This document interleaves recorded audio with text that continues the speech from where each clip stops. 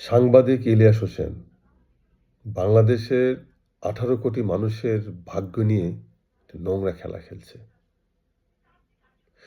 যাদের উপর আমরা আমাদের ভাগ্যের দায়িত্ব ছেড়ে দিয়েছি এই বিএনপি সরকার, সেই বিএনপি সরকারের কিছু হেভিওয়েট নেতাদেরকে নিয়েই সেটা নোংরা খেলায় মেতেছে।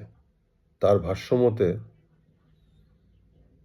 বিএনপির হেভিওয়েট বেশ কিছু নেতার নারী কেলেঙ্কারি বা অশ্লীল ভিডিও টেপ তার কাছে আছে এবং সে ওনাদেরকে থ্রেট করতেছে ভিডিওর মাধ্যমে, বোঝাচ্ছে আপনাদের মাঝে যদি কেউ আওয়ামী লীগ প্রেমী বা ইন্ডিয়ান প্রেমী হয়ে যান তাহলে এই ভিডিওটা আমি প্রকাশ করে দিব।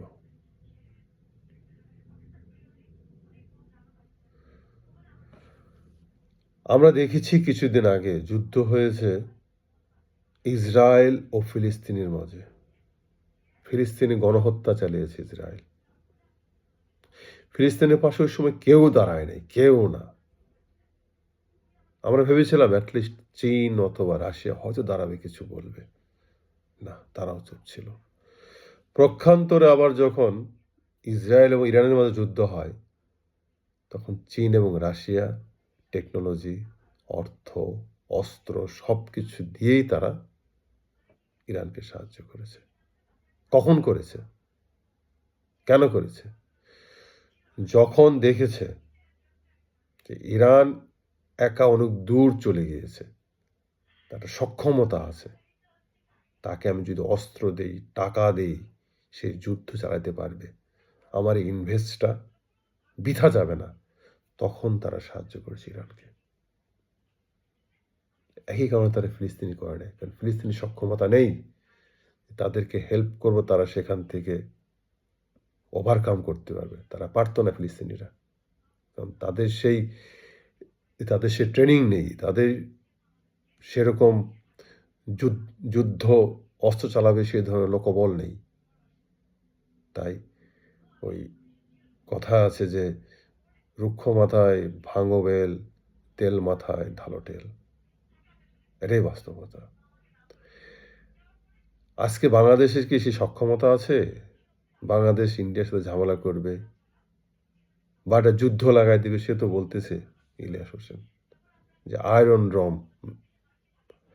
ড্রমের ব্যবস্থা করুন, এয়ার ডিফেন্স শক্ত করুন। এটা করলে হয়ে যাবে? সম্ভব বাংলাদেশ ইন্ডিয়ার সাথে 7 দিন যুদ্ধে টিকার? হ্যাঁ, যদি বাংলাদেশ সেই সক্ষমতা রাখতো যে ইন্ডিয়ার সাথে 7 দিন যুদ্ধ করে 7 দিন টিকতে পারবে,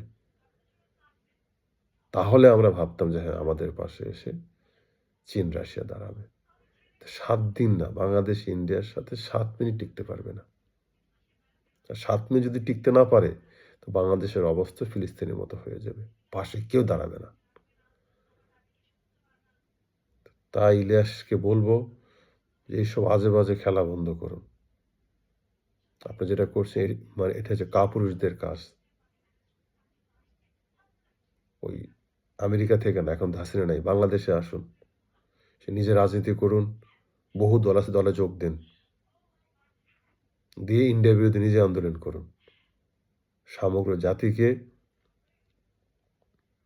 অন্ধকারে ঠেলে দিয়েন না, এতটা সহজ নয়।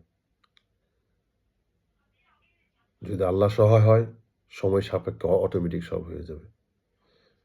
আর বাংলাদেশের একটা বৃহৎ সংখ্যা, ইলিয়াস আপনি না বললেও আমরা ভারতকে পছন্দ করি না, আর আপনি বললেও আমরা ভারতকে পছন্দ করব না। ভালো থাকবেন সকলে। আসসালামু আলাইকুম রহমতুল্লাহ।